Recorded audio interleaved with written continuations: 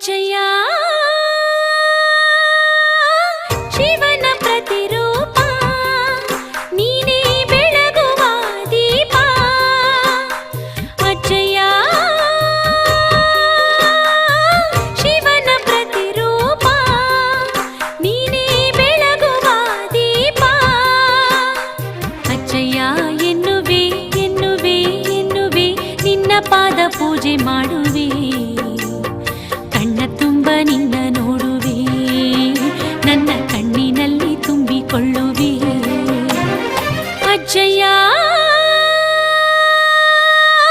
ಶಿವನ ಪ್ರತಿರೂಪ ನೀನೇ ಬೆಳಗುವ ದೀಪ ಶರಣು ಶರಣು ಶರಣು ಅಜ್ಜಯ್ಯ ಶರಣು ಶರಣು ಶರಣು ಶರಣು ಶರಣು ಶರಣು ಅಜ್ಜಯ್ಯ ಶರಣು ಶರಣು ಶರಣು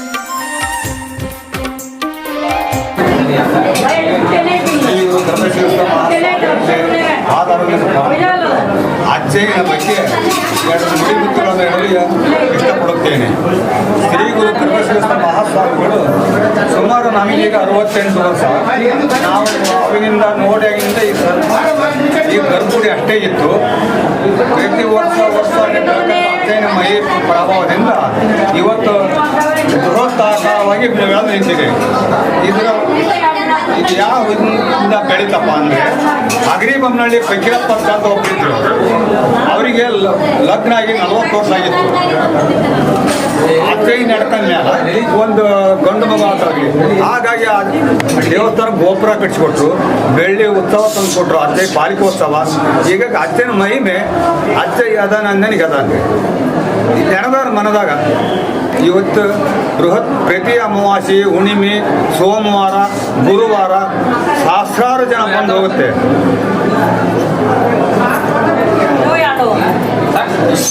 ಎಷ್ಟು ಹೇಳಿದ್ರೆ ಅಷ್ಟೇನು ಮಹಿಮೆ ಸಾಲದು.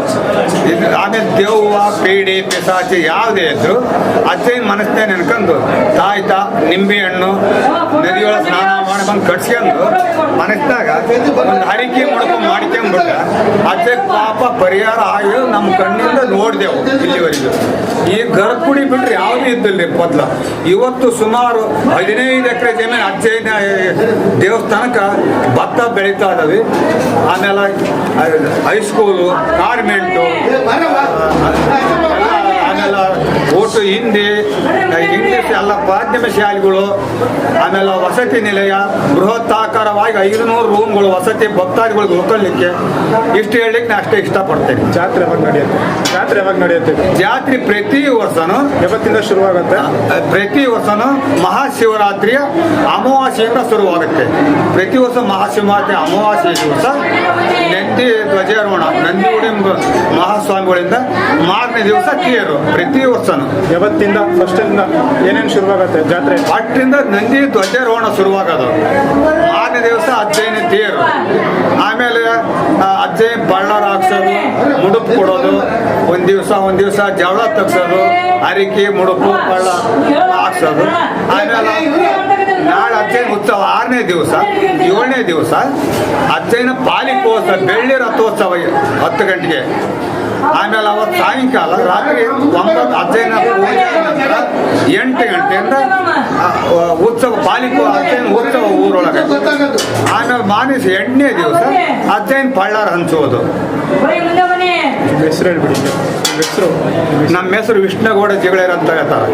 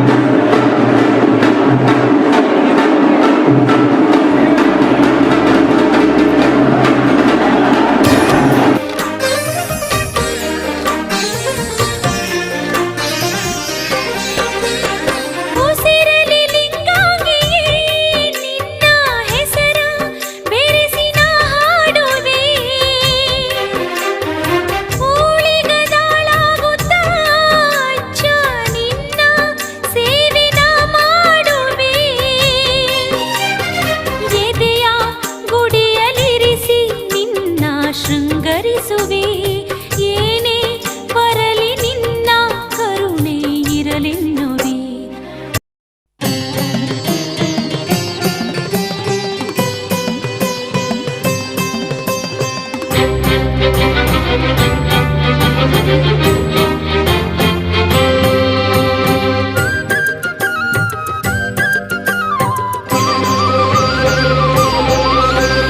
ಬೆತ್ತವನು ಹಿಡಿಯುತ್ತ ಭರಭರನೆ ಬಂದಾನೋ ಅಜ್ಜಯ್ಯ ಕರಿಬ ಸಜ್ಜಯ್ಯ. ಬೆತ್ತವನು ಹಿಡಿಯುತ್ತ ಭರಭರನೆ ಬಂದಾನೋ ಅಜ್ಜಯ್ಯ ಕರಿಬ ಸಜ್ಜಯ್ಯ. ಹೊಡೆಯಬೇಡೆನ್ನುತ್ತ ಭೂತಗಳು ಬೇಡಲು ಬಡಿತವನು ತಾಳದೆ ದೆವ್ವಗಳು ಓಡಲು. ಗದ್ದುಗೆಯ ಒಳಗಿಂದ ಕರಿಬಸವ ಗರ್ಜಿಸುತ್ತ ಬೆತ್ತವನು ಹಿಡಿಯುತ್ತ ಭರಭರನೆ ಬಂದಾನೋ ಅಜ್ಜಯ್ಯ ಕರಿಬ ಸಜ್ಜಯ್ಯ.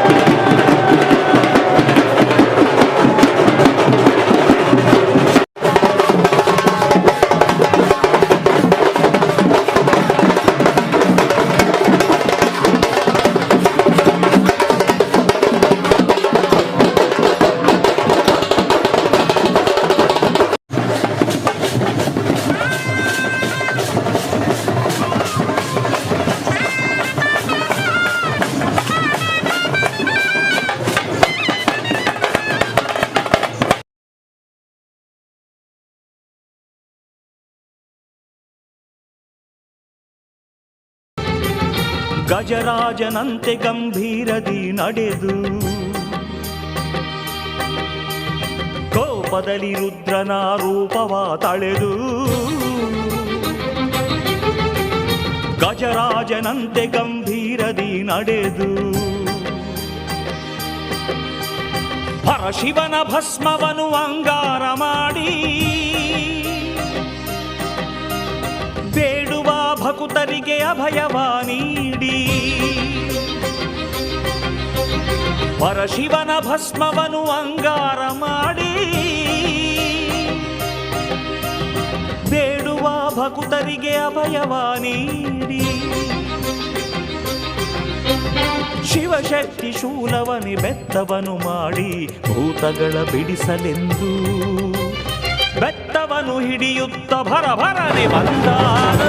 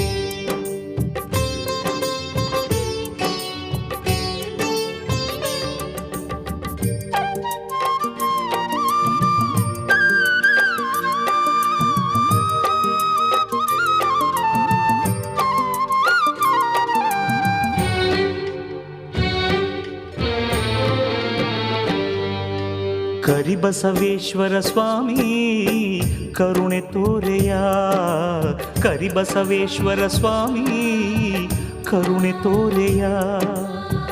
ದೀನನಾಗಿ ನಾನು ಬಂದೆ ನೋಡೆಯ, ದೀನನಾಗಿ ನಾನು ಬಂದೆ ನೋಡೆಯ.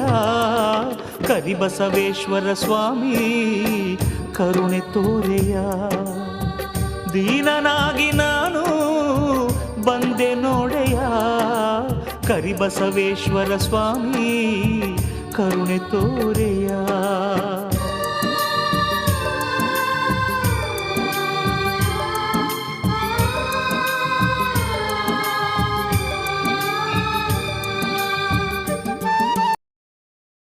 ಅಜ್ಜಯ್ಯ ತೊಗೊಪತ್ತ ಈ ದೇವರು ನನಗೆ ತುಂಬ ಒಳ್ಳೇದು ಮಾಡಿದೆ. ನನ್ನ ಮನೆಯವರಿಗೆ 2 ದೆವ್ವಗಳು ಹಿಡಿದಿದ್ದು. ಆಮೇಲೆ ಮತ್ತು ಇದು ಒಂದು ಮಾಟ ಮಾಡಿಸಿದ ದೇವರು ಬಿಟ್ಟು ಅಡಿಗೆರೆ ಕಟ್ಟಿ ಚೌಡಮ್ಮ ಅಂತ.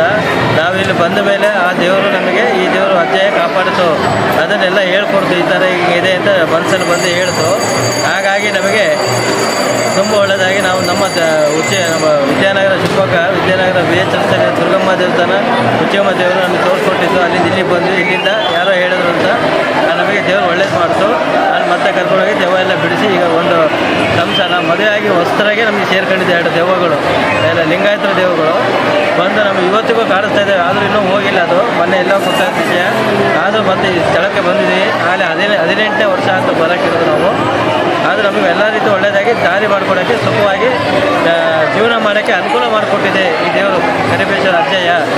ಓಂ ಶ್ರೀ ಗುರು ಕರಿಬಸವೇಶ್ವರ ಮಹಾರಾಜ್ ಕಿ ಜೈ. ನನ್ನ ಹೆಸರು ಬಸವರಾಜಪ್ಪ ಅಂತ.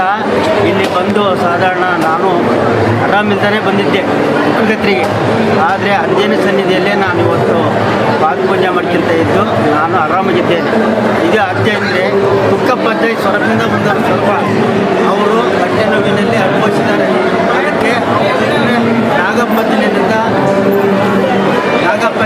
ತುಕ್ಕಪ್ಪಜ್ಜನ ಹೊಟ್ಟೆ ಮೇಲೆ ಹಸ್ತವನ್ನು ಇಡಿಸಿ ಅವರಿಗೆ ಅವಾಗ ಈ ನಾಗಪ್ಪಜ್ಜನ ಇಟ್ಟಾಗ ಅವರು ಆರಾಮಾದರು. ಆವಾಗ ಜನಗಳನ್ನು ಸೇರಿಸಿ ಪವಾಡವನ್ನು ತೋರಿಸಿದ್ದು ತುಂಬ ಸತ್ಯ.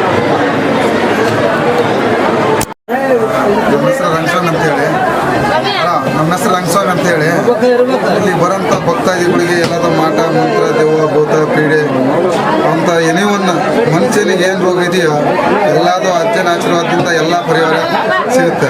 ಅಂದರೆ ಅಜ್ಜ ಮೇಲೆ ನೆನಪಿಟ್ಟು ಯಾರು ನಡ್ಕೊಂತಾರ, ಬಡವರು ಸಾಹುಕಾರ ಅಜ್ಜ ಹಣ ಐಶ್ವರ್ಯ ಏನು ಕೇಳಲ್ಲ. ಅಜ್ಜಗ ಮನ ಮೆಚ್ಚಿ ಭಕ್ತಿ ಮಾಡಿದರೆ ಪ್ರತಿ ಒಬ್ಬರು ಮಕ್ಕಳಿಂದ ಹಿಡಿದು ಎಲ್ಲರೂ ಮನೆ ಕುಟುಂಬ ಸಮೇತ ಅಜ್ಜಗೆ ಎಷ್ಟು ಭಕ್ತಿ ಮಾಡ್ತಾರೆ ಅಷ್ಟೊಂದು ಜನಕ್ಕೂ ಆಶೀರ್ವಾದ ಇದೆ. ಅಂತೂ ಅಜ್ಜಗೆ ಯಾವಾಗ ನಡ್ಕನ ಕಚ್ಚಿದೆ ಅವತ್ತಿನಿಂದ ಉದ್ಧಾರ ಆಗ್ತೀರಾ. ಒಂದು ಮತ್ತು ಯಾವ ದೋಷನೂ ಇರಲ್ಲ. ಎಲ್ಲೇ ಮನುಷ್ಯನಿಗೆ ಏನು ರೋಗ ಅನ್ನೋದಿದೆಯೋ ಪ್ರತಿಯೊಂದು ವಾಸಿಯಾಗುತ್ತೆ. ಅಂದರೆ ಅಜ್ಜ ಮೇಲೆ ನಂಬಿಕೆ ನಡ್ಕೊಬೇಕು. ಪವಾಡ ಪುರುಷ ಅಜ್ಜ ಕೈಲಾಸದಿಂದ ಹೇಳಿದ ನಂದೀಶ್ವರ ಅಜ್ಜರು. ಅಂದರೆ ಅಂಥ ಮಾಟ ಮಂತ್ರ ಮತ್ತು ಮನುಷ್ಯನಿಗೆ ಏನು ರೋಗದೆಯೋ ಗಂಡ ಹೆಂಡತಿದಾಗಲಿ ಸಮಸ್ಯೆ ಆಗಲಿ ಕೋರ್ಟು ಕಚೇರಿ ಆಮೇಲೆ ಪೇಷನ್ನು ಏನಾರು ಇರಲಿ ಅಜ್ಜನ ನಡ್ಕ ಅವನ ಸತ್ಯದಿಂದ ಕರೆಕ್ಟಾಗಿ ಮಾಡ್ತಾನೆ. ನಾವು ಅನ್ಯಾಯ ಮಾಡೋದಂತಲ್ಲ, ನಾವು ಕರೆಕ್ಟಾಗಿರ್ಬೇಕು. ಮತ್ತು ಅಜ್ಜನ ಹೆಸರು ಹೇಳಿಕೆಂದು ನೀನೇನೇ ಮಾಡು ಅಂದರೆ ಒಳ್ಳೇದು ಮಾಡಬೇಕು. ನಾವು ಅಜ್ಜನ ಹೆಸರು ಹೇಳಿಕೆಂದು ಕೆಟ್ಟದ್ದು ಮಾಡಿದ್ರಲ್ಲ, ಒಳ್ಳೇದು ಮಾಡ್ಕೊಂಡು ಹೋದರೆ ಎಂಥ ಸಂಕಟ ಇರಲಿ ಅಜ್ಜ ಬಿಡುಗಡೆ ಮಾಡ್ತಾರೆ. ಕಣ್ಣೀರು ಬರೋ ಅಂಥ ಪೊಸಿಷನ್ ಇರಲಿ, ಕಣ್ಣ ರಕ್ತ ಬರೋಂಥ ಪೊಸಿಷನ್ ಇರಲಿ, ಏನು ಬಂದ್ರೂ ಅಜ್ಜರ ಆಶೀರ್ವಾದದಿಂದ ಒಳ್ಳೇದಾಗುತ್ತೆ. ಅಜ್ಜನ ನಡ್ಕೊಂಬರ್ತಾರೆ. ಅಜ್ಜರಿಗೆ ಬರ್ತಾ ಹೋಗ್ತಾ ಇದ್ರೆ ಅಜ್ಜನ ಎಲ್ಲ ವಿಚಾರ ಮಾಡ್ತಾರೆ. ಅಜ್ಜಗ ನಿಷ್ಠೆಯಿಂದ ನಡ್ಕೊಂಬರ್ತಾರೆ.